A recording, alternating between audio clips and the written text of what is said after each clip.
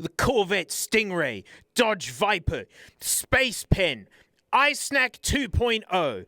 All incredibly cool names that it's like, whoa, I gotta have it, even if it kind of sucks and it was taken away and then came back with a different name. But then there's the Oriental Crash of Doom. I think it's one of the coolest names ever conceived. And mate, believe me, I got my thumb on the pulse and what the kids think is cool nowadays, you know? Oh, here it comes! Look, it's really easy just to give something an awesome name in the hopes that people will just buy it. It is dangerous giving something such an epic name. What if it can't live up to such a name? Who even came up with this? Well, it's my delight to tell you this is the work of none other than Dennis Chambers. Even if you're not in the drumming circles, you probably know who Dennis Chambers is, because he's that mofo that sat down and never heard Tool before, didn't even hear the drums in it, and then just played it. That's so Dennis! Casually one of my drumming heroes. So I've been going through all the editions of Modern Drummer, right? Because that's just the tome of information. The oldest mention of Dennis Chambers I can find is from November 88 for Regal Tip Sticks. I love Fred representing the 80s hair, right? It's so good. Look, it's Dennis from June 1989.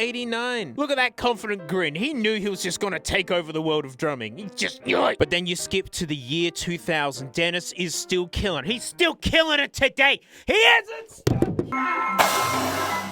But yeah, year 2000. Look at Dennis, mate. You looking scary.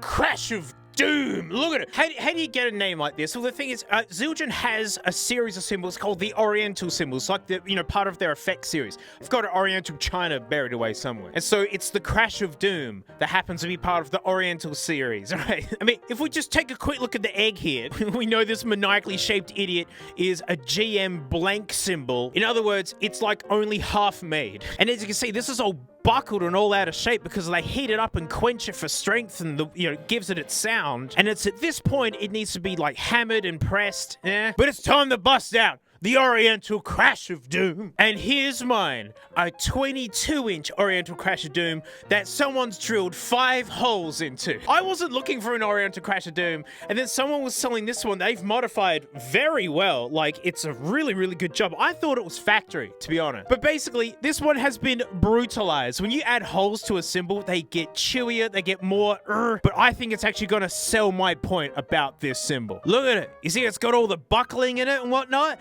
It's just like the egg, but it still has hammering. It still has shaping. It's like towing the line between the two. And I love the hammering. It looks stinking great. And these holes are drilled. Again, they're such a good job.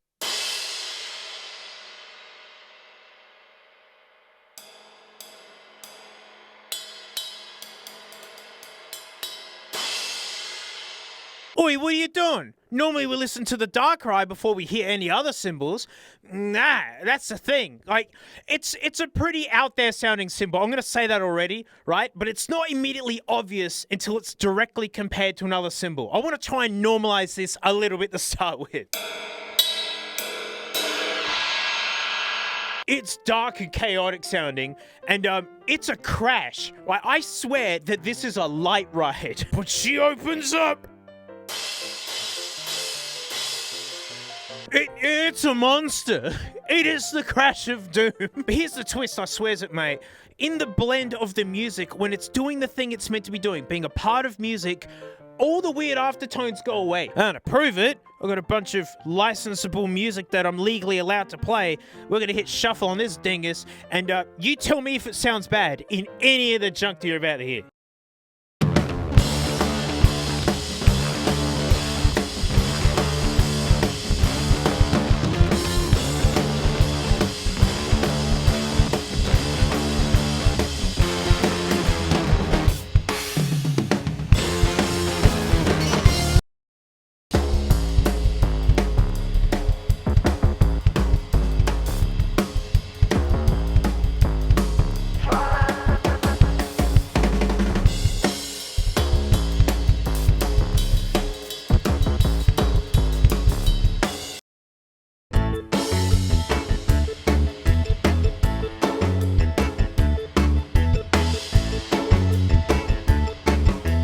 See, even goofy kid stuff, it just works. All the weird goofy undertones just like blend into the rest of the music and just make it kind of interesting sounding. Got good definition on it, the bell's killer, and you can crash it.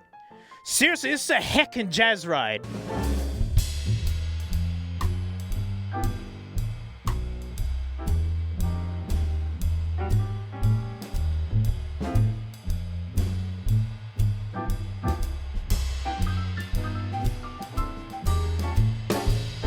All right, now we're gonna start comparing some cymbals. Not the dark ride yet. You're just gonna assume that every cymbal sounds good if you just know how to swing a stick at it. And depending, sometimes yes. But let me put on a cymbal that is just probably one of the worst cymbals I have. The late 70s, first edition Zildjian Earth Ride. It's just a big slab of bronze, no hammering, nothing. They just stamped it into the shape of a cymbal, and they made sure it weighs 1,000,000 tons. Like, it's just a big slab, unlathed. Right, first cymbal to do it, and can you believe they don't make these anymore? Can you believe there was just not a market for this?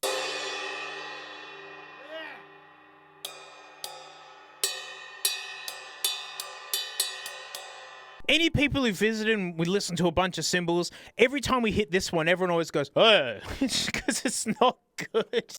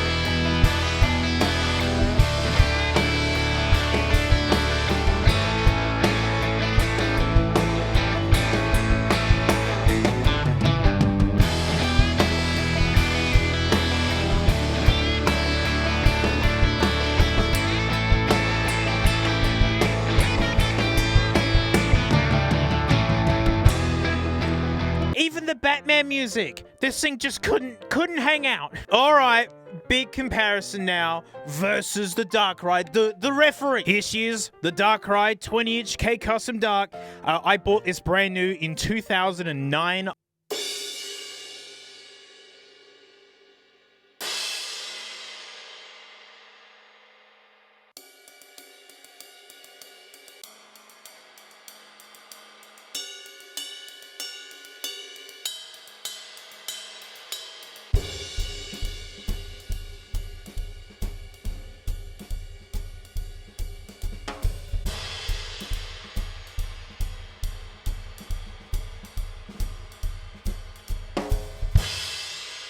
It's brutal sounding. When you hit that crash, you hear it on its own, and it goes like... Hear that wobble? But you heard it mixed in with the music, right? And that's the funny thing about a lot of cymbals. I hear them on their own and go, oh, yuck. Look up their use case in like popular history, find it recorded in heaps of music, and then hear it in the song and go, fair enough, that is the cymbal, yeah. And hey, the reviews way back in the day when this was first announced, they all loved it. They're like, what an epic disc. It does heaps of things. Although they were saying that it doesn't ride very well. But mine is the 22 and a later model one, so I don't know. But yeah, hey, if you see one of these hanging out cheap, gosh, get it. They're heaps fun. You've got a really, really dark, zany jazz cymbal. Mine has holes in it. And for the convenience of this, I enjoy that. And I've owned this for about 3 years. People, you know, if you watch my streams from way back, this was a regular feature. Never can a cymbal look so terrifying and intimidating and then just sound so lovely for a bossa nova.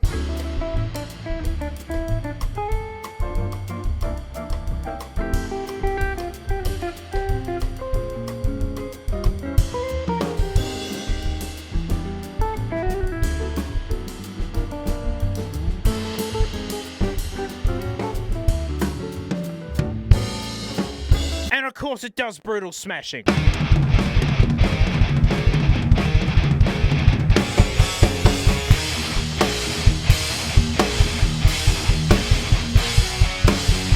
That's a versatile disc. Oi, it's just how you hold it and how you flick at it, and it sounds different every single time. You heard how the Earth Ride?